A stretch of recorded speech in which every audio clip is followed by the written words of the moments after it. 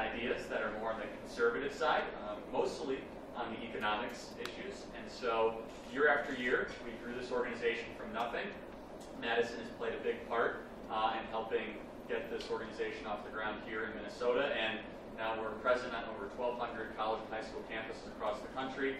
We expect over 2,500 students at our year-end retreat in less than 2 weeks in Palm Beach. And so we are a student movement across the country fighting for free markets and free people. But in essence, I'm going to talk about a little bit more of a wide variety of issues tonight that will definitely pique some interest and hopefully gain up some enthusiasm and some disagreement, I'm sure, from my Soviet comrades over here. So that'll be good, because that worked out so well. So we're going to have a little bit of a conversation there. So if you like what you hear, you can applaud or boo or stand up. But I just do ask that we're respectful of differing opinions and perspectives. I know all of you that are more on the conservative side. You have to listen to liberal nonsense all day long in your lecture hall. So I ask out of the liberals that don't get to hear from conservatives all day long, allow at least the conservative speaker to finish a thought. I was at Cleveland State University about a month and a half ago, and I didn't even get 10 seconds into the speech before it was pretty much a combat battle the entire speech. So we don't want, if it ends up tonight, that's fine, good luck, but then we'll still have some fun. So first I want to kind of get into what is a conservative, what do I identify? So I would say first and foremost, I identify more as a conservatarian, which is a blend of conservative and libertarian, right? So I believe, first and foremost, like many people in our generation, I would say Generation Z and most of college students who would self-identify somewhere within these particular values, principles, and ideas. So first and foremost, we believe that the individual matters tremendously, that free people making free ideas in a free society are best not just for the individual, but for people, all people in general. That freedom actually, when put into practice, is a very good thing. That free market capitalism is the greatest economic system ever tried by man, and that America is the greatest country in the history of the world. So we'll start with that one. America is the greatest country in the history of the world. Despite what some people might tell you and all the America bashing that's going on in this country right now and the flagrant anti-Americanism found in our universities, America, by far, has the greatest track record of economic output, individual generosity, and it is the most diverse country in the world. We're going to get you a mic soon, and it's not going to end well. And if you're going to keep on mocking me, I'm going to tell you it's going to end just like it did for your mother, Russia country. Not very well. So let me tell you. It's not going to be exactly pretty. So you can keep, I'm going to give you about 30 more seconds, and then it's going to get... you're going to get decimated intellectually. So anyway, America is the greatest country in the history of the world. I break it into 3 different categories. We're the most diverse country in the world linguistically, religiously, ethnically. We take in half of the world's immigrants every year. A lot of people throw America under the bus for being a racist country, undoubtedly have a racist past. But if you look at what we have been able to do as far as bringing different cultures, backgrounds, languages, and religions in this country, it's unprecedented. If you look at other European countries, most of which are 90 to 95% the same racial, ethnic, and linguistic background. America, if you look at our components of different countries and perspectives and values and beliefs, it's incredible what we've been able to do. We are the most diverse country in the world. Economically, we have 5% of the world's population, yet we contribute to over 70% of the world's economic output. We have 90 out of the top 100 most valuable companies in the world. When people want to start a business, when you want to take a risk, I'll tell you, you don't go to Australia, you go to America. America still, despite what its naysayers continue to put forth against it, is that shining city on a hill. It's a place to take a risk, to create your American dream as you see fit. And finally, our generosity. Despite having 5% of the world's population, roughly 300 million people, Americans voluntarily gave away over $500 billion to charity last year. Think about how much money that is. Still, in this country, unlike many Western European countries, we do not look to government to solve a lot of our problems. We individually give money away to charities, to churches, to synagogues, to mosques, to local hospitals. We believe still, we have this embedded in the fabric of this country, that individuals should help individuals. Now, mind you, there's still a lot of components there that people would disagree with, but we still want to help our fellow neighbor. Documented giving to charity, over $500 billion given to charity last year. In Europe, they've almost disappeared. They have almost evaporated, you could say, the entire charitable system. Charity is almost something you don't understand. It's like, wait, you go to charity, we'll just have government take care of people. that are poor. We're going to have government take care of this. In this country, we still have that idea that we're going to look out for our fellow neighbor. Which brings me to my next point. The Constitution is the greatest political document ever written by men. And the Constitution, in its inception, is so different and such an unprecedented document that it signaled that, for the first time really in human history, the creation of this country that made it so unique, it said, well, we're not going to get our rights from government, but we're going to get our rights from some form of a belief in God or a higher being. Whether it be deist or Judeo-Christian, whatever your belief is, it's that your rights are actually natural. They're given to you upon birth. It's not given out by a government bureaucrat. It's not given out by someone down the street. It's you have them from birth to death, and no one can take them away. Therefore, government's existence should be to protect those rights. It shouldn't be to give them away. It shouldn't be to take them away. That's why we have the Bill of Rights. And you look at the Founding Fathers, and they studied human history, and they studied the rise and fall of the Greek and Roman Empire, and they studied the Chinese Empire, and they studied the British Empire, and they realized commonality, that when power gets centralized far too quickly, bad stuff really starts to happen. That there's incredible amount of corruption, there is centralization, there's abuse of power. So what kind of construct can we create to maximize human freedom, to maximize individual decision-making, while also having checks and balances so that there's not going to be a centralized monarch or ruler? It would have been very easy for George Washington to appoint himself king of America, and then he would have just been a subsidiary monarchy next to Britain. Instead, they tried something truly transformational. They first tried the Articles of Confederation. Didn't work out as well. Then they wrote the Constitution. They had the Bill of Rights. What makes it so unique is if you look at the first 10 amendments of the Constitution, each amendment is there for a particular reason. So the Founding Fathers said, well, what if we have this radical idea where people can say what they want, how they want to say it, when they want to say it, as long as it doesn't harm someone else?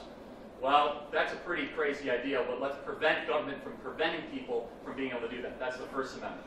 Well, we need some right to be able to protect all the other amendments. There's this idea that government gets too powerful is actually quite common. All right, well, we need the Second Amendment so individuals can protect themselves against a usurpacious government.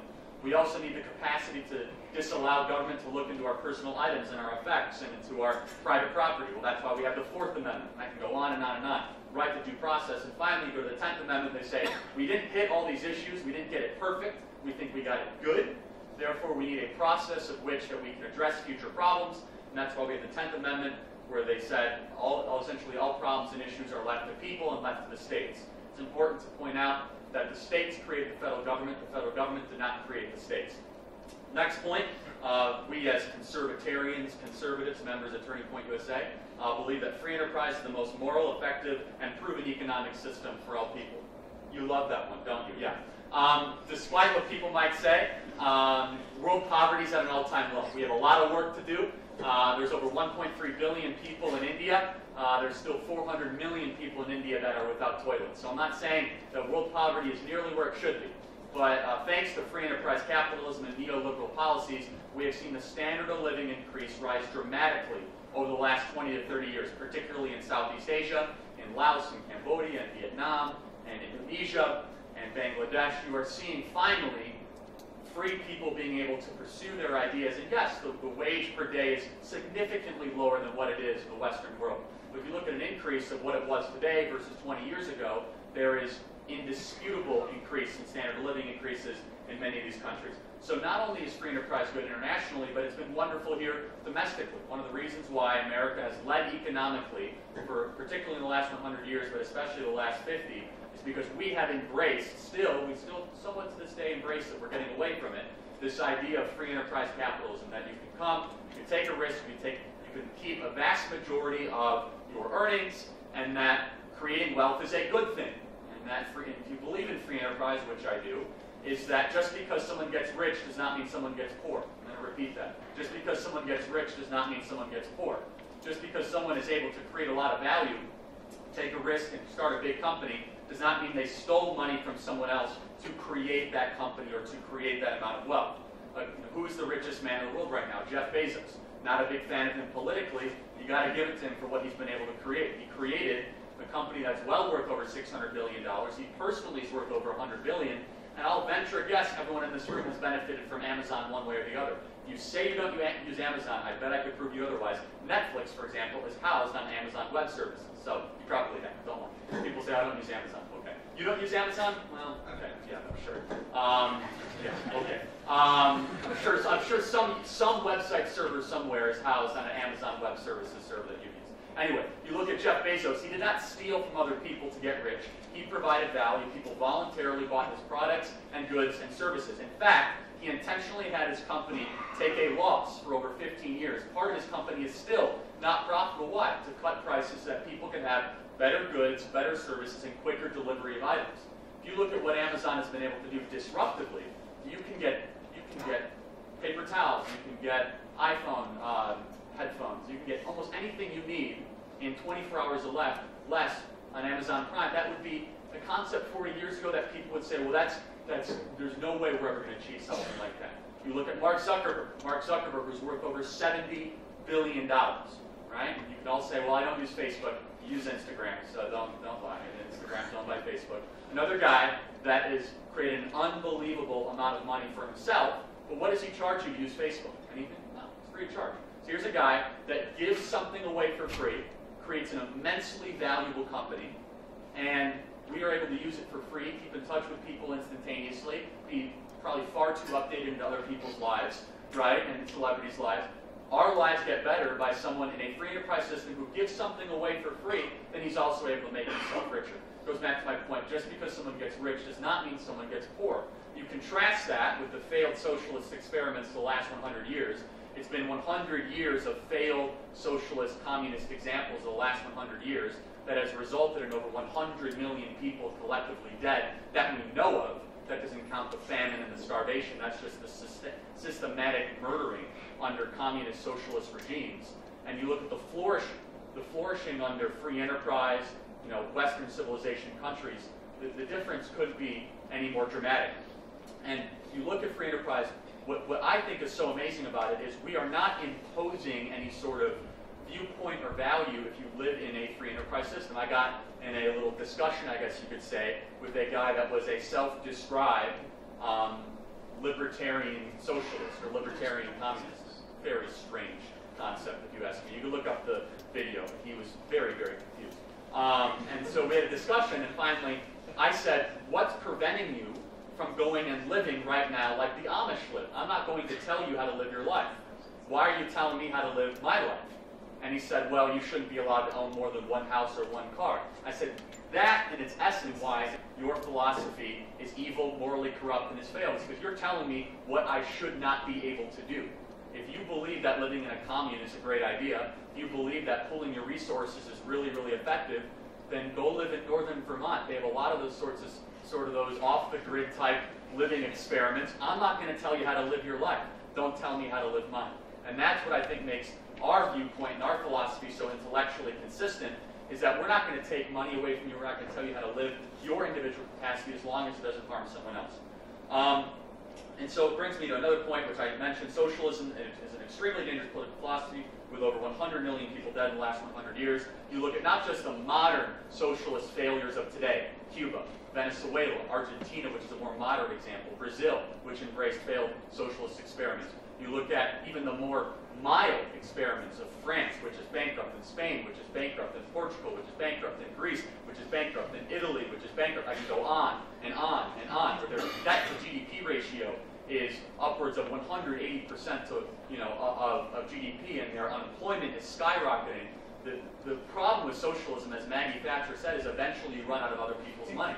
Is you need the capacity to be able to create wealth, to take risk in the marketplace, and if you're going to try to redistribute it, you're eventually going to run out of that said wealth.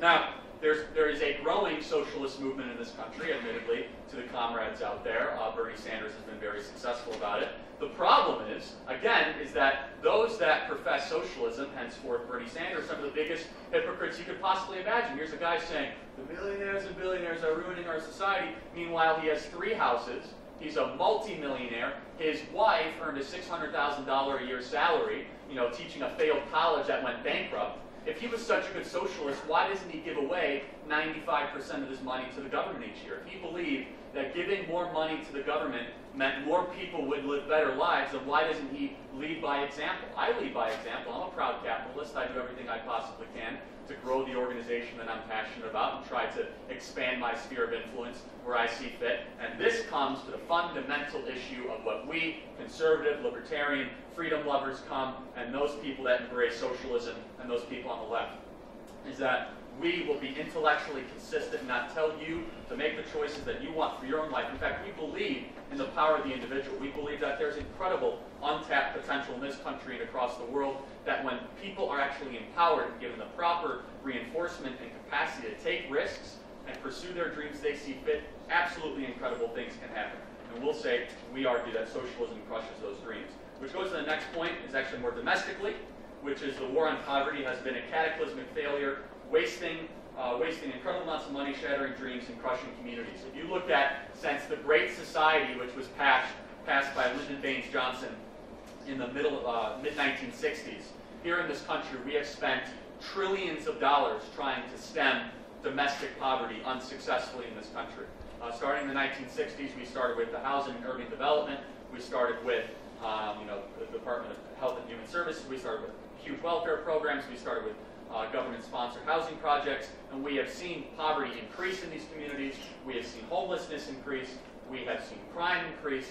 When you start to spend trillions of dollars a year on a problem and you don't see it get any better, that's when you should take a step backwards and say maybe we're not doing the right thing to solve and address that problem. We conservatives believe that the public sector education system that protects bad teachers, essentially protects the public sector teacher unions, is a moral and cataclysmic failure. I come from Chicago. I can speak to how terrible the public sector teacher unions have been to allowing poor students to have equal opportunity or at least a competitive shot. When you have 18% of graduating high school students in the south side of Chicago that can read at a fourth grade level, yet teachers are not allowed to get fired and they get pay raises every year, there's something fundamentally wrong about that. And that is part of the expansion of the state and government-protected teacher unions. War on poverty has been a cataclysmic failure. You look at the trillions of dollars that we have spent in our inner cities, I always find a wonderful, very interesting correlation. The most screwed up cities with the highest crime, highest homelessness, with the highest level of despair are without a doubt, without a shadow of a doubt, been run by Democrats over the last 50 years. Philadelphia, Oakland, Milwaukee, Detroit have been run by people that embrace these bigger government anti-freedom measures that unfortunately have kept people poor for a very, very long time. My final point, and then I'd love to open up for some questions and have some dialogue. It's a little bit of a sidestep. I might get some agreement here. I rail against the higher education system. Like I said, I decided to not go to college. It worked out fine for me. But I have been a harsh critic of what I believe all of you are experiencing. I believe you guys are all getting ripped off. I believe college should be 3 years instead of 4 years. The government-run student loan industry has been a total failure, and it's stealing all of your money, and you guys have little to no choice about it. In essence, if you look at most Western countries, you look at Germany, you look at all these, most European countries, they're able to do college in 3 years, not 4. I'll ask the question, how many of you were forced to take a class and you felt wasted your time and money? Yeah, of course, every hand goes up. And that had no relevancy to your major, right? That had actually no application at all. Now, why is that? Well, that's because this university wants to maximize your time here and try to get as much unnecessary money withdrawn out of you as possible. You, as a student, should be the customer in charge. You should be in the bargaining position, and in a market which doesn't exist, you should have the negotiation to say, no, I do not have to study North American migratory bird studies in order to become an engineer, right? I do not have to study the history of the Ethiopian conquest of Eastern Africa, which might be a very important thing if that's what you want to study. Do not impose these soft social science classes that are very expensive, that are time-consuming. And if you look at it, time is money. The more time you spend on campus, the more meals you have to buy, the more rent you have to pay, the more time you're not out in the workplace. I champion, and I think everyone should, to move college to 3 years and have it more about career preparation and not ideological or life exploration. You look at why tuition continues to rise. We have trillions of dollars over the last couple decades that come into the Department of Education that heavily subsidize the student loan industry. Colleges have no incentive to cut costs at all because all of you are able to pay in full or drop out. There's almost no in the middle because I'm discussing all of you have to fill out FAFSA to get into school, right? That's the Federal Student Loan Agency, and as soon as you finish it, you're solicited with all these wonderful opportunities to fill out these low interest loans to be able to make this unaffordable college tuition price tag attainable. It used to be, here's how it used to be when you applied to go to college.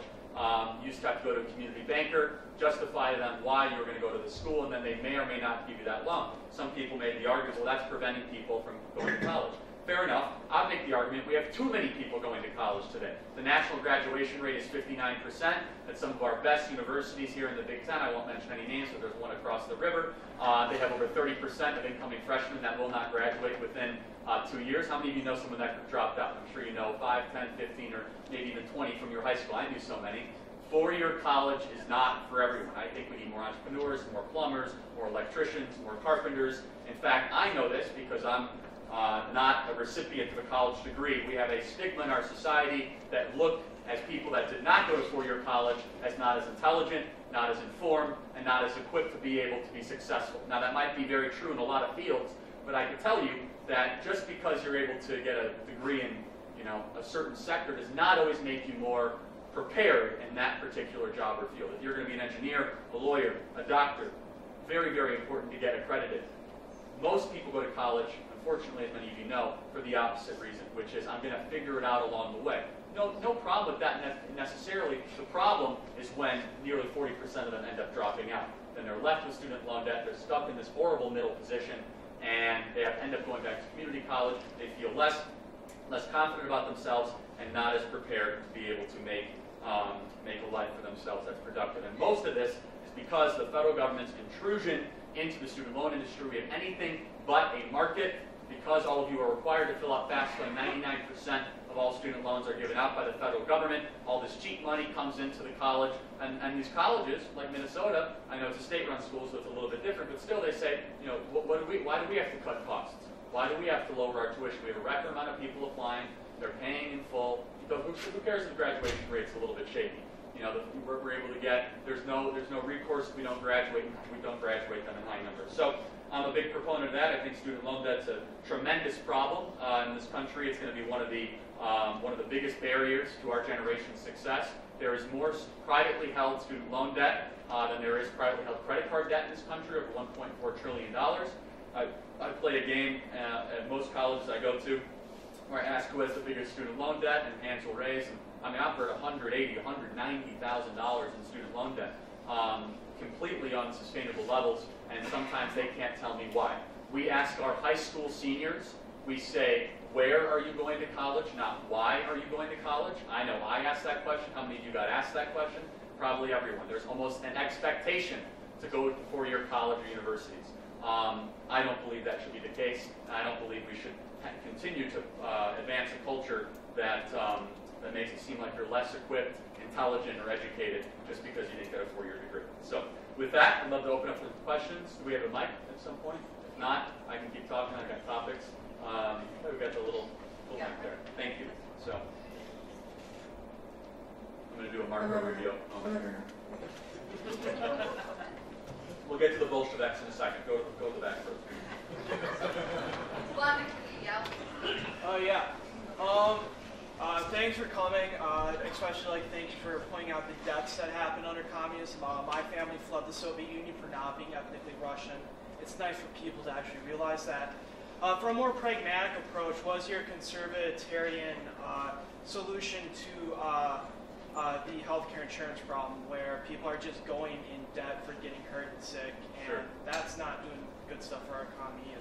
Huge issue. So it's important. So we had a huge healthcare overhaul in 2009, 2010, passed by Obama and the Democrats. It was a total disaster. But here's the problem: is equating health insurance with healthcare. So the delivery of healthcare in this country is actually a very high standard. The problem is most people can't afford or access that standard of care, right? So just looking at history and looking at the last 60, 70 years of proven market forces, how do we get a price down, more people to access something, and quality to go up, well, you allow a market to exist, right? So we have anything but a market, of course, in a lot of different, in healthcare in particular. So I can give one example after the other. In health insurance in particular, you're here in Minneapolis right now, you are legally, it's a federal crime for you to buy health insurance in Wisconsin right now. That's not a market. A company in Wisconsin might be actually able to insure you a lot cheaper and better than a company here in Minnesota. So allowing health insurance to be bought across state lines. Not everyone should see a doctor for every single ailment.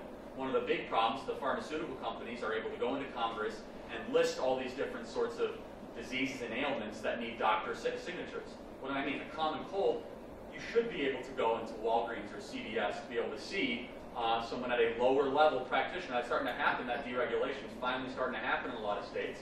But over 95% of visits are broken bones, common cold, misdiagnosed influenza, things that can be treated by someone that is not a specialty doctor. In fact, that will liberate doctors to be able to focus more on the highly sophisticated diseases and ailments that need their time and their attention. Finally, if you look at one example of something procedure I'm going to get very soon, of something that was completely unregulated by the insurance agency, unregulated by government, but it still has to do with healthcare. 4 years ago, it used to cost $10,000 per eye for LASIK surgery because of all the new competition that came into LASIK. And the insurance companies refused to cover it because it was considered a cosmetic improvement, not a medical procedure. You now can get high-level LASIK surgery for $500 an eye. That's pretty amazing.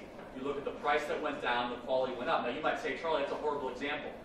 What could be possibly more important than your eyes? I mean, it's not like people are just handing over money and, oh, I hope he gets it right. I mean, these are credible doctors that are able to do this procedure and have brought the cost down. It's because the insurance companies were completely removed from it. I will agree with many of my Democratic counterparts who have a very corrupt health system where the insurance companies write the legislation, they write the reimbursement policies, and they're able to just operate directly. When you go to a hospital, you rarely ask the person that's carting you into the hospital room, like, how much does this cost? How much does this cost, right? You're rarely itemizing your time spent there. Because of that, they're able to sort of jack up the price, and the health insurance companies are right there in cahoots with them, especially when it comes to Medicaid reimbursement. Long answer short, we don't have a market right now.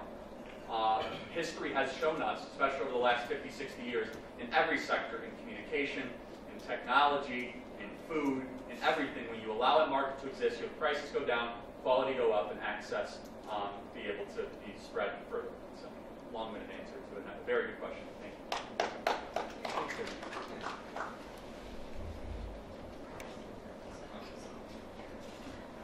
Hi, thank you for coming. Thank you. I just want to let you know you're my hero. I just had a question. Do you think the rise of atheism has contributed to a lot of the rise of socialists and communists? Great question, my friends. So for those of you that know me and know me well, I'm a pretty harsh critic against atheism. Not against agnosticism. I understand that. I have never been there, but the atheism, which is like the certainty of knowing that there is no God, and at times the pompous delivery of which that is put forth. I am so correct that there is no God, I'm going to tell everyone else about it. But my always answer is, if there really is no God and you care so much, then why do you even talk about it, right? Like, what does this all matter? It's kind of a facetious answer. The answer is yes. As the atheist movement continues to grow in this country, it's a direct corollary with the desire to try to have government or the state replace what the church or what government should really exist to do. Your example of the USSR and your family that had to flee, your family will tell you the USSR was a godless society that they created. They made government their god. You look at China, you look at Cuba, you look at a lot of these countries, they try to stamp out any sort of organized religion or belief in God, because as soon as you can get rid of people's belief in God, then government and the ruler becomes the most important thing. So I am troubled by the rise of atheism in this country, more on a spiritual level and less on a political level. But from a very precise political perspective, if you look at the successful communist socialist movements the last 100 years, they wiped out religion very quickly, and then they were able to make their rise successful after that. And it comes down to this final belief. Where do you believe your rights come from? Do you believe that they come from a higher being? Or maybe you're not sure, but you're positive they don't come from government? That might be the agnostic answer. Or do you believe that it's the state's responsibility, government's responsibility to give you your rights, and you sign over your life upon birth, and you're part of this broader social contract, and that everything that you do is tied to that? I would argue for the opposite, and I think the rise of atheism in this country is troubling, and not necessarily the agnostic thing I get, but it's the certainty that you know that there's absolutely no God. I find that befuddling intellectually, to be honest with you. So thank you for the question. Thank you. So my question was, in the context of the free market, we saw that we had major tax cuts on Thursday or Friday, I think it was. And in the context of AIDS, right, in a global society, Trump was kind of a nationalistic candidate where he pushed for a more competitive market, saying the U.S. in competition with this globalized market, we needed to have more tax cuts for our corporations. So could you speak to that in terms of how, say, Burger King has to go to Canada of all places so they can get lower tax rates compared to the U.S. and why that's important? First of all, I love the hat. It's awesome. So good. Thank you. So great question.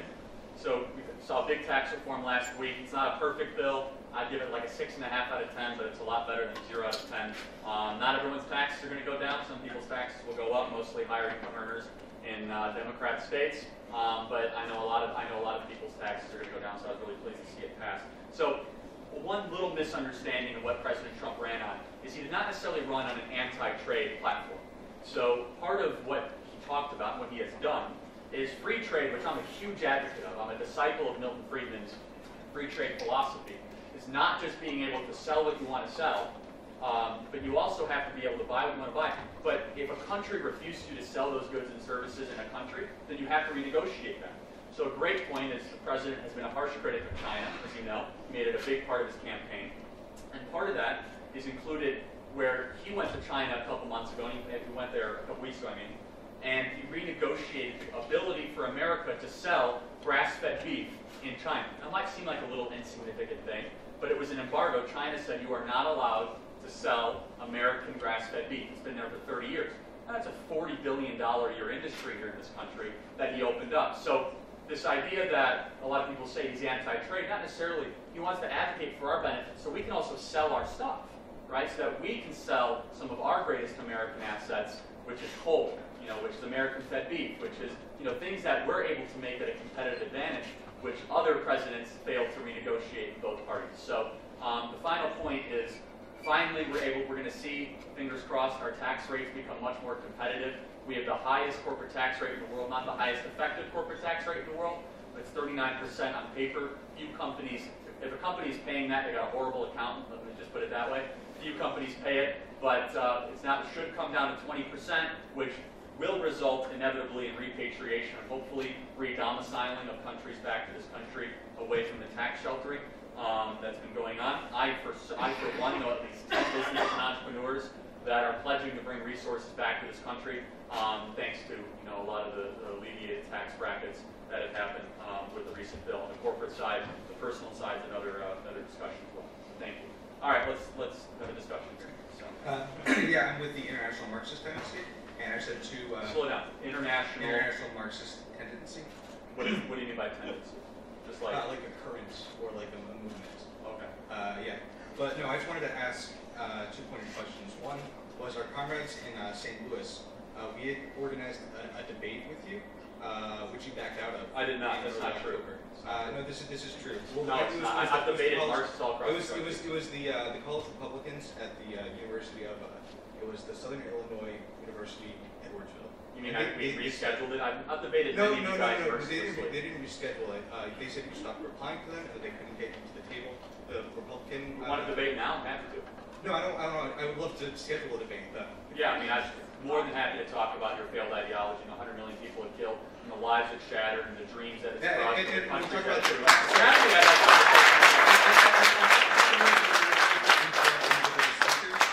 Well, I am the speaker, but go ahead. But I'm now the individual speaker. You're asking a question. You're a questioner and attendee, not a speaker. But go ahead. Well, they said all individual speakers, so I thought that was plural, but maybe I was wrong. Anyway, the other question I have is, I know, actually, I guess just in response to what you said there, Yeah, I am appreciative of the reference to the 100 million dead. I just want to point out That we that the know. first people, well, that's actually an exaggerated figure used by the Black Book. But communism, that's not the point, though. Anyone dead is bad. And the first people who were killed was our tendency, were the Bolsheviks. They were the first ones, the Trotskyists, were the first people killed in camps. And that is the blood, our blood, that you are, exploiting when you attack us. But Lenin killed over 2 million people as well. that's completely untrue. So the There was a war. So the grades they found There were was a just civil like war. conspiracy theories, or There was a civil war, and people died in the midst of the civil war. right? That's So when true. he brutally went to the villages and cut people's heads off, that was like a mistake, or what? A misrepresentation, Yeah, or when he intentionally famished the entire southern region of Crimea because he didn't believe they were ethnically pure enough to be Russian. Was that like not part of the Marxist worldview? No, and I don't. No, please comment on the intentional famishing of southern Russia because he did not believe they were ethnically pure Russians. Lenin was the person who most advanced the rights of. Well, because he killed people strategically. No, he didn't. You know. I mean, well, strategically in war, yes. More people died in proportionally in the American Civil War, and we don't question why that was wrong. No, we do question it, actually. You don't question why it was. We do question Sherman's March, and we do question the atrocities of the American Civil War. I wish you communists would actually turn your back on your horrendous, murderous history. No, I'm glad we freed all the black people in the South. I'm glad. The communists freed the black people in the South. Some of them, yeah. So before Marx even wrote his famous manifesto, you were No, this was after the manifesto. This was 20 years after. Marx was the correspondence with Lincoln. Well, But this is not the point. This is not the point I'm trying to get. Sure, go ahead. I don't really want to have a debate with you. I just wanted to correct some things. But you've been unsuccessful thus far, but Yeah, thanks. Yeah, no, I didn't. Okay, but anyway, the question I wanted to ask was, I know some people are getting on in age, they're getting a little bit older. I wanted to ask, where does Turning Point USA get their diapers? such as But really, the Kent State protests, and I'm sure you also have to wear adult diapers. everyone's laughing so much, dude. It's great. Thank you. It's great. Thank you. So, what was the point? That was the point. Really great. Thank you. So let's put you on the spot. Okay. How can you, with a straight face, embrace an ideology that has systematically destroyed nearly 3/4 of the world? Everywhere it's implemented, you see countries ruined, bankrupted, lives lost. Let me ask you another question. If the Soviet example is so great, why were people fleeing the Soviet Union for Western democracies, and they weren't fleeing Western democracies for the Soviet Union? Yeah, I don't defend the degeneration of the Soviet Union. As I pointed forward at the beginning, Lenin and Trotsky, they pointed out that the revolution wasn't international, that it was contained within a single nation, It wasn't especially in contained. backwards. You tried it in especially in backwards Afghanistan, nation. you tried it in This was Ukraine, after you the tried it in degeneration. Lithuania, This was after you the tried it in degeneration. Latvia, This you is tried it in Stalin. Zimbabwe, That's you Stalin. tried it in Cuba, That's you Stalin. tried it in Central America, I you didn't tried it try it. all throughout the world. What are you talking about? You tried it on the Korean Peninsula, you tried it in Kyrgyzstan, you tried it in Pakistan, you tried it in China, you tried it in Vietnam, you tried it in Laos, you tried it in Cambodia, That's very you tried it impressive. in Indochina. I'm stunned. What do you mean I've never you heard this claim argument before in my entire life. Well, they didn't try communism in Vietnam. They didn't try communism in the Korean Peninsula. They That didn't was try. Stalinism. That was, they imposed this Stalinism is That communism, was and it was. a very simplistic. So you're part of the international Marxist tendency, Yes. and you will not stand by Stalin, No. who famously Because had a he picture killed of Marx Trotsky. in Yeah, his because he- chamber. Yeah, he's a zealot. He's. So what would you call every leader in North Korea, or ever, just like Yeah, they Stalin. misunderstood it? Maybe you communists should realize that everyone who tries your ideology ends up with most people that disagree with them. So the one time I would say we had a successful revolution was in October in 1917. You mean a Paris Commune? In the Paris Commune. And how long And the did that Paris last? Commune. Like 2.5 weeks? So till we, people no, wanted to go? 1917 was Russia, not the Paris Commune. So it, that was another example. So it lasted how And long? it was destroyed in blood by the capitalists. They murdered all the workers there. Well, capitalist is a rough connection to people that were definitely not capitalists because Why you were they saw. not capitalists? I'm sorry? Why were they not capitalists? Because they You don't think didn't France was believe capitalist free in enterprise. 1871? No, they were fascists.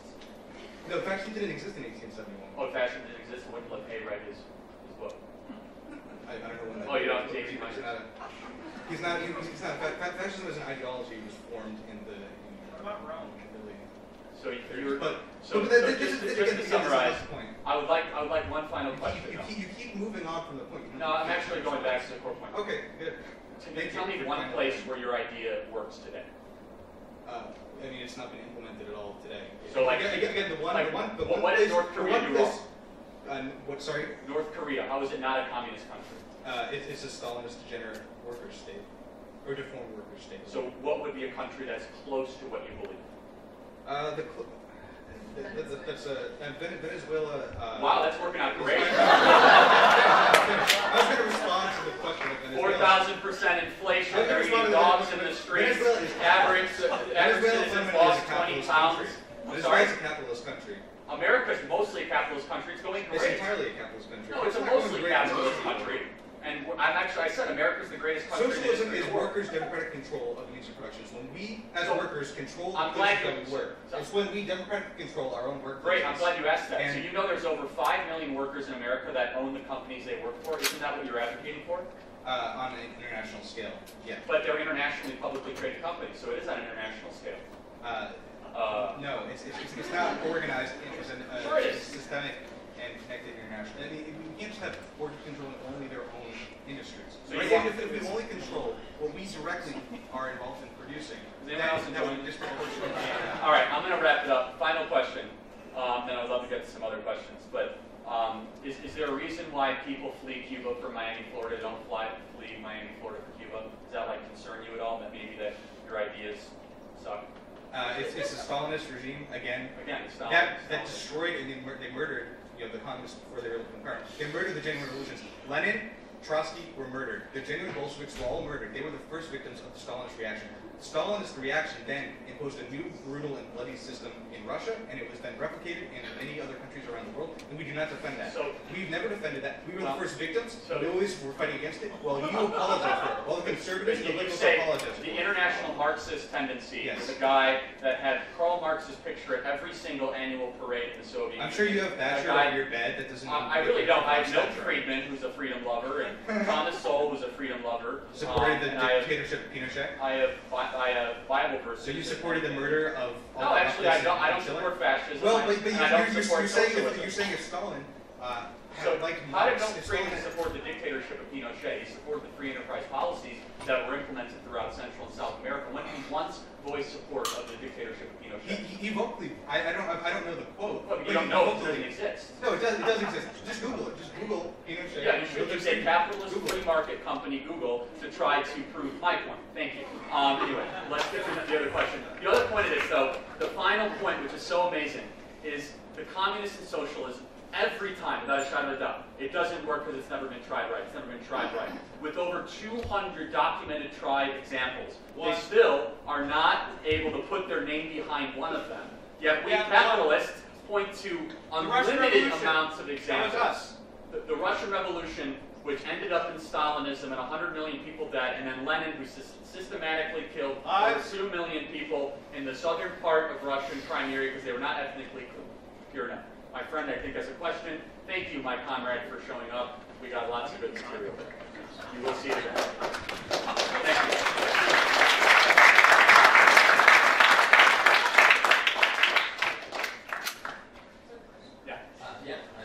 My question was as far as like environmental regulation goes. Obviously, that's on a governmental level through the EPA, and a little bit of the Trump administration has been kind of going back to EPA standards. How do you think the free market can control for pollution and erosion of the environment around the world while still being free? It's a great, very thoughtful question. Thank you. So it might come as a surprise, but the #1 polluter in the world is actually the U.S. federal government. Through our military, through our government buildings, through our lack of treating pollution properly, it's actually mismanagement by the U.S. federal government.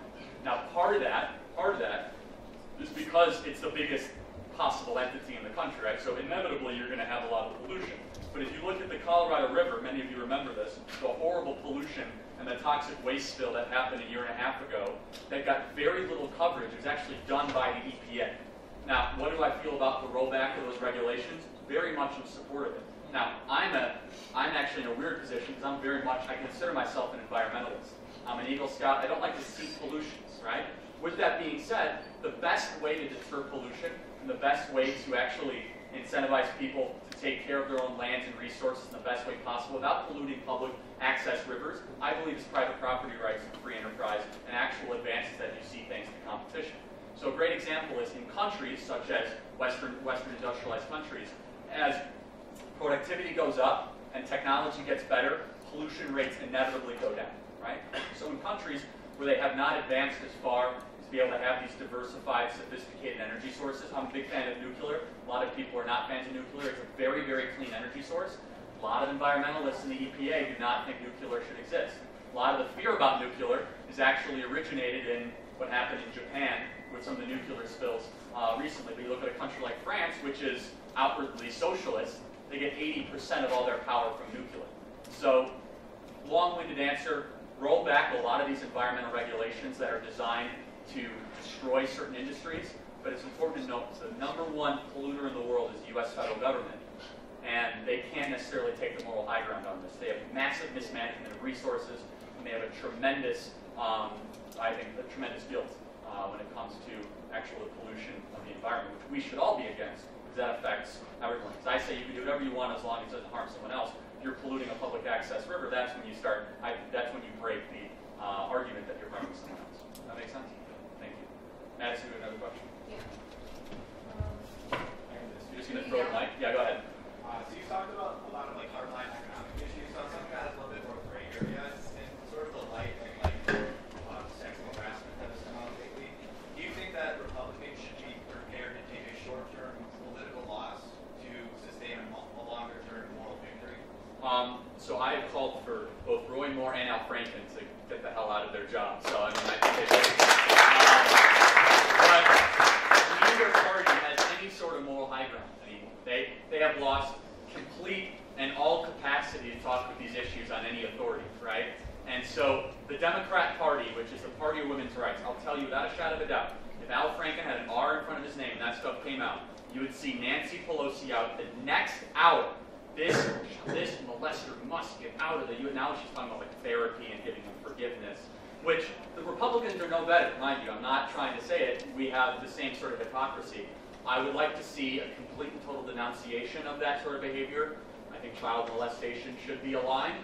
I don't live in Alabama, so I have no say in that. But yeah, I think that there has to be a price to pay for this sort of behavior. Kevin Spacey, Bill O'Reilly, Charlie Rose, Harvey Weinstein, Mark Halperin, Louis C.K.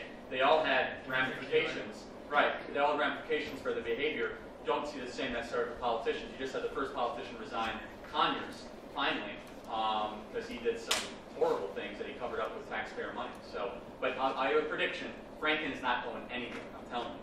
The only way Franken will not be a U.S. Senator is if you beat him when he runs for re-election here in the state. You better be. You got it. So, good question. Thank you. The hat. Thank you. And then we'll get here. Yeah. So, obviously, recently with the tax reform going through, a lot of liberals are against that with the estimated $2.5 trillion deficit coming in from that.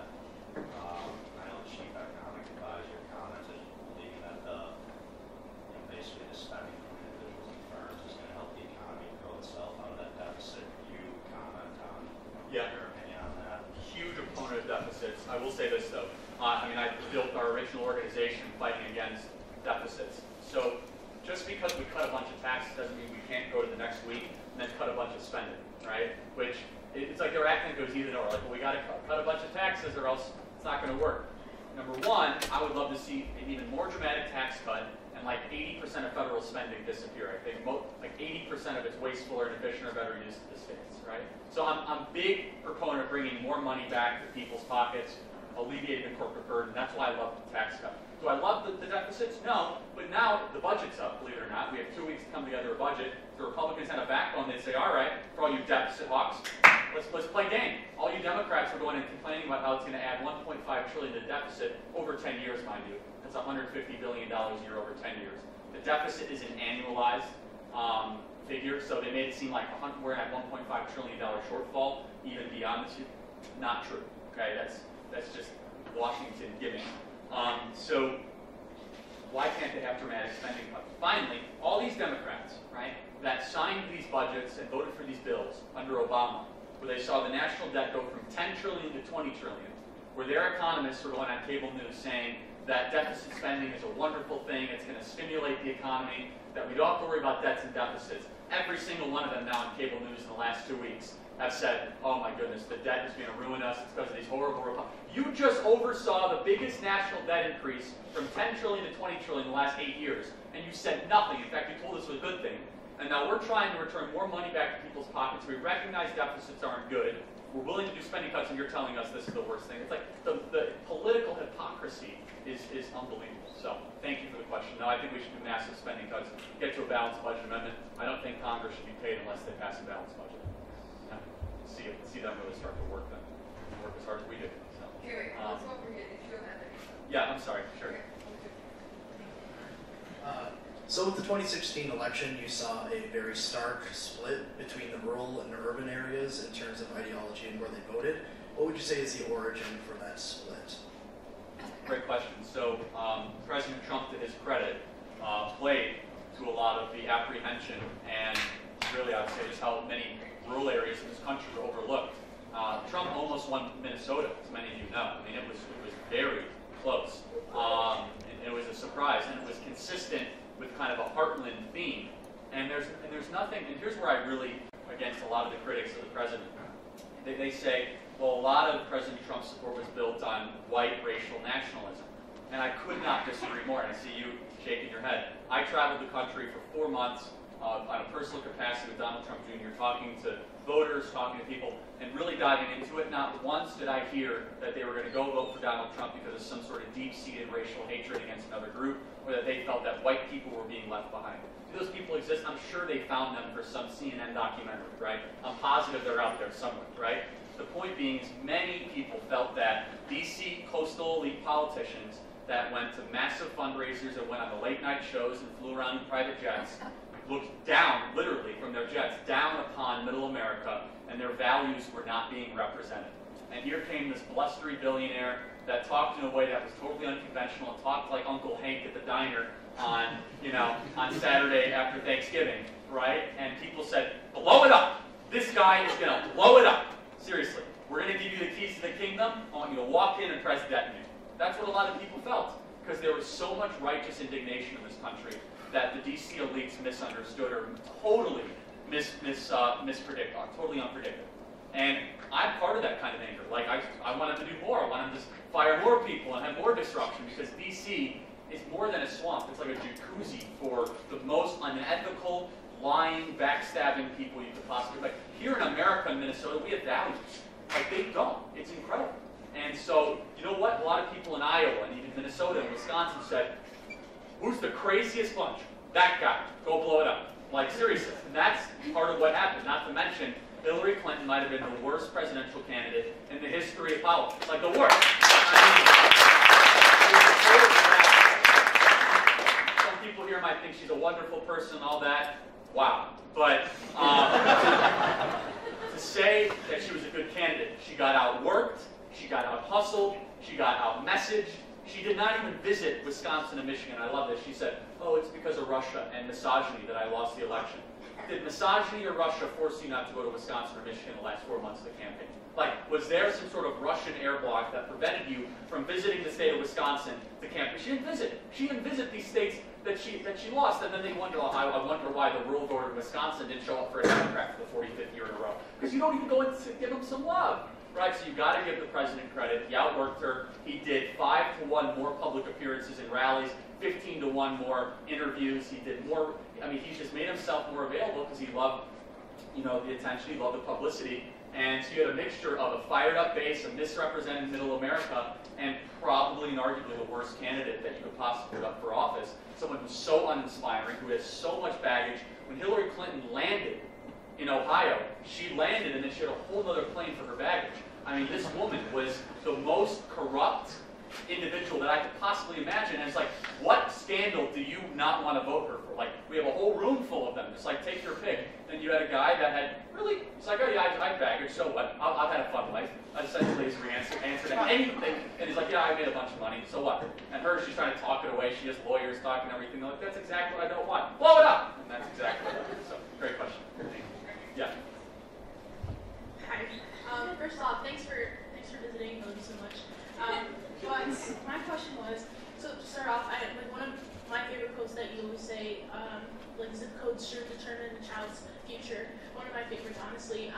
So my question was, so since property taxes, like they help fund schools and stuff, how is it the kids that live in poverty, how are they promised a successful future if they go to like those rundown schools and stuff like that? It's a great question, thank you. So her question, if everyone could hear it, was talking about how we actually fund our schools. And the way we fund our schools is different state by state. Now, I'm guessing in Minnesota, it's mostly property tax or some sort of state commitment.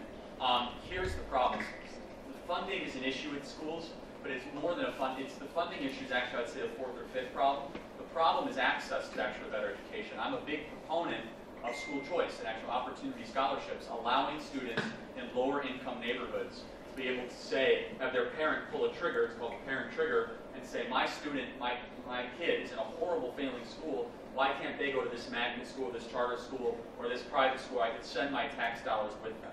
Now, it's not as cut and dry and simple as that. There's a lot of success stories of school choice, and there's some failures. There's some schools that haven't worked out great. I know personally hundreds of students that I've met that have been benefited from being able to go to a different through school choice. The problem is you have the Democratic Party and the liberals that are so bought by the American Federation of Teachers and the National Education Association, which are the two largest teacher unions in the country, that are completely against school choice, and they're completely against the most important component in a child's education. It's not funding, it's not even location. The most important thing that you can give a student is a good teacher. It's the and of course all those things matter. It matters that if they can, they can't eat, they can't focus, all those things matter, I'm not discounting that. But the quality of the teacher is the most important thing. So how do we create a culture where we reward our best teachers, we fire the worst, and we have our best teachers go to the worst schools? Well, public sector teacher unions are really getting in the way of that. They protect these teachers through teacher tenure laws, through being able to not fire bad teachers, and also paying all the teachers the same. I asked the question, how many get a high school teacher that probably should have been fired? I can name about 15 of them immediately, right? Immediately. How many of you had a really good high school teacher that should have made more money? Probably all your hands up go as well. The question is, how do you actually come to that conclusion and grade them? I think you have to have a comprehensive platform where you have teachers grading teachers and you have parent input. But inevitably, just basic logic is at least 10% of high school teachers in urban areas probably should not be teaching, right? So how do we encourage the pay scale to get higher? So if you get rid of those 10% of teachers and you're giving bonuses and raises to the best teachers, that's a great thing. And this is not a position that used to be uncommon. President Obama, when he was running for office in 2008, he famously said, good teachers should get pay raises and bad teachers should be fired. And it was like a big part of his campaign. And now we say that we're considered to be anti-student. So to answer your question, the zip code should not determine a child's future. And that we should be very in support of school choice, which is a market solution to a government-created problem. You have a question right there, my friend. Yeah. So we've talked a lot about tax overhaul, right, and morality, which I really don't like. He's good. One of the issues that I think, me personally, that I think our generation is facing is how we take care of our elderly. What are your thoughts on the ideal solution for failing Social Security? Yeah. So, what's the best way to take care of elderly and poor people? I would say what doesn't work. Social Security, for our generation, is bankrupt. The first thing. I would make a very clear and compelling argument that if senior citizens, when they were much younger, were allowed to keep the money that was forcibly taken from them into the Social Security trust fund that doesn't exist, and they're able to invest it as they saw fit, they would be in a better financial situation when they got to 60 or 70 or 80 than the government forcibly taking that money away. Now, I know I have a 96-year-old grandmother in a retirement home. I get it. But her Social Security check, I laugh with her. I say, you're 96 and you're getting $700 a month. And I totaled up what it would have been when she stopped working when it was 78. She would have put just $50 a month in a very conservative, 4.5%, money managed fund. She would be spitting out checks that were $1,200 a month, right? And so I'm not saying that would be a perfect solution for everyone, but it comes down to freedom, right? Are we going to trust people with their own money, or is it government's responsibility to forcibly take money from your paycheck when you're 28, so that when you're 82 in a world that looks a lot different than the one we're living in, then you'll get taken care of? I don't agree with that. How do you best take care of elderly? Just my answer is always the same. How you best take care of the least of these is not necessarily through government programs. It's charities, it's communities, it's people helping people. I will make an argument that the Catholic Church will do a lot better job of helping poor people than the local government welfare commission, right? I will make that argument every day. And I believe that religious faith-based institutions, the Red Cross, the thousands of charities that I'm sure here in Minneapolis with very good social justice directed people, they do more with the money and the resources that they're granted. They're being more frugal. And government, on the other hand, you look at the VA, the Veterans Administration, how we take care of our vets. You know, almost 60% of all the money that goes to the VA goes to administrative overhead. And that doesn't even go directly to the vets. A solution that Milton Friedman advocated for is you get rid of all these government bureaucracies, you get rid of the welfare agency and all this stuff, and you just give poor people a check every year and say, spend it however you want. It would save a tremendous amount of money. It would save hundreds of billions of dollars a year because you'd get rid of all this compliance stuff of people that just push papers all day long. And it's called the negative income tax, and then they can spend the money however they want. So I think my solution, as always, is maximize human freedom. Good things happen when you trust people to make decisions on their own. We're not always going to make the right choices, but that's part of what individual responsibility is. It has great, great advantages, and then consequences as well. Best way to help elderly people, private charities, people helping people. So, thank you for the question. A couple more? Yeah, let's do one more question. Hasn't asked. Does anyone else have a question they really want to ask? Thanks. Yeah. Hello. I have a question. This might seem like sort of non sequitur, but I'm from a very liberal city, from Seattle, and I sort of connected this to your question earlier about religion and its relation to socialism. I know many Christians from Seattle who, oddly enough, are very hardcore socialists, and frequently what they would cite to is they would look at the way Jesus and his followers live, and they would say, I love this question. I love this question. They would say that setup was more closer to Marxism. And I'm not in support of this position. No, I'm not. Yeah. I'm not going to. I'm not going to roast you, dude. Yeah. Don't worry. Like, good. Yeah, I just saw you roast that guy earlier, so I'm a little nervous. No, you're good, bud. Yeah. But yeah, I just feel as if that's sort of a good talking point they have. And so you're a religious person, aren't you? Yeah. Yeah. I'm a Christian. So, in regards to that point they're making about the way Jesus and his followers live, which they claim to be more of a collectivist, Marxist type society, how would you respond to that? Great question, thank you. So for those people in the room that are not interested at all in Jesus Christ, just the next 5 minutes, you can tune it out. If this is of interest to you and you've heard this argument before, I'm going to try to break it down the best I can. I actually have a whole speech that I gave at Grand Canyon University of why Jesus is not a socialist and the scripture and all this. I'm going to do the best to kind of recap it the quickest way I possibly can. So first of all, for those people that dare use Jesus as a political reference for their ideology, we as Christians believe that Jesus Christ is the Savior of the world. He did not run for king, he did not run for Pilate, he did not run for political office. In fact, he was quite agnostic, he was apathetic towards politics. If Jesus Christ wanted a specific governmental structure, he would have advocated for it.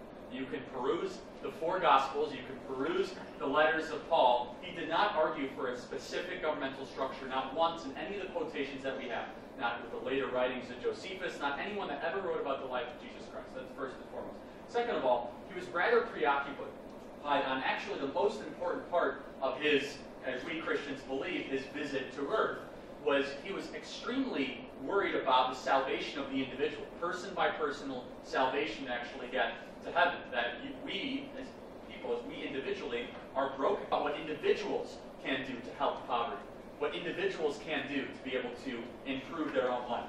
Not once in Matthew, Mark, Luke, or John does it say, my fellow brethren, form a collective, make sure it has equal democratic representation, and then move into Nazareth, and then you're going to be able to solve the problems of all the individuals. Instead, he told the story of the Good Samaritan, where the Samaritan was like a racial slur back then. It was like, how dare you even talk about helping a Samaritan?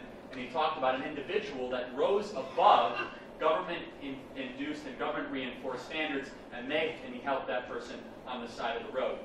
I also talked a lot about, if you look at Jesus Christ individually, and actually how he talked against the state, he was actually someone that was killed by the state, mind you. He was someone that was a victim of the state. He was not someone that would want government to, I think, to get too much power. His demise, if you will, was at the hands of a totalitarian government. The Pharisees were a quasi-governmental alliance institution with the Roman Empire.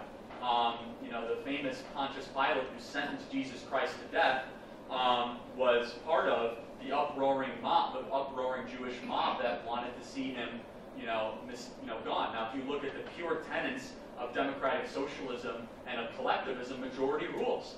There is no objective truth. There is no constitutional laws. So under their own standard bearing, if this person deserves to die because everyone gets so excited and they yell about it, well, then so be it, right? He must have committed a crime. There was no due process. There was no Fifth Amendment. There was no equal representation.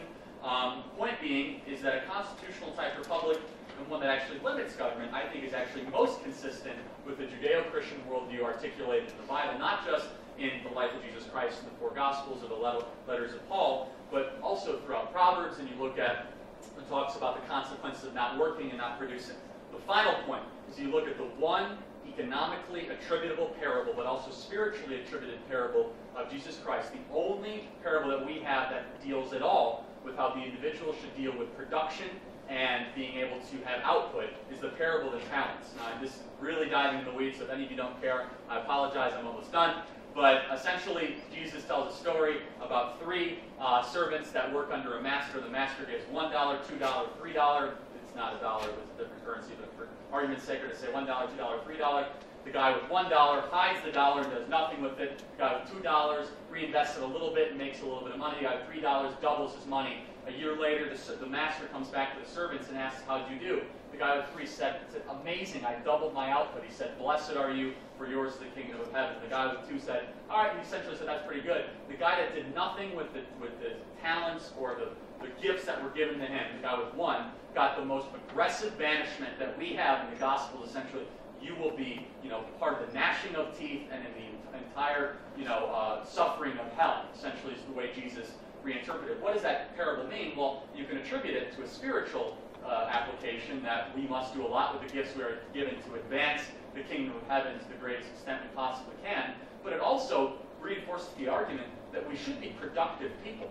That sitting around and just being in a commune is not necessarily anything that Jesus directed us to do in the Gospels. That we are given talents and gifts that we should do the most we possibly can economically and spiritually and in our communities on an individual type basis. So it's a long-winded answer to try to attribute an 1860s poorly written economic philosophy about sharing a bunch of stuff because people are somehow good, not good. Final thing is that this is the number one inconsistency with communists and Marxists. Number one, they're all atheists, so to try to use the socialist argument is crazy. But you look at Marx and you read Marx, he believes that human beings can be perfected. He believed that human beings are good, and that if you're actually put in a commune, that human nature will end up being right. We know through the entire teaching of Jesus Christ, he said, you are broken people, you are sinful by nature, you need me. He would never ever get close to endorsing a governmental or political philosophy in general, but he would definitely stay away from one where its core tenet is that, oh, you guys can be perfected eventually if you get in the right group and share stuff. No way. There is no evidence of that in the Gospels at all. I would make an argument that Jesus, if we had to put a label, he'd definitely be more libertarian, anti-state, freedom-loving. He talked a lot about freedom, did not talk a lot about collectivism in the four Gospels. So, hope that's helpful. And great answer. Thank you. Okay. So,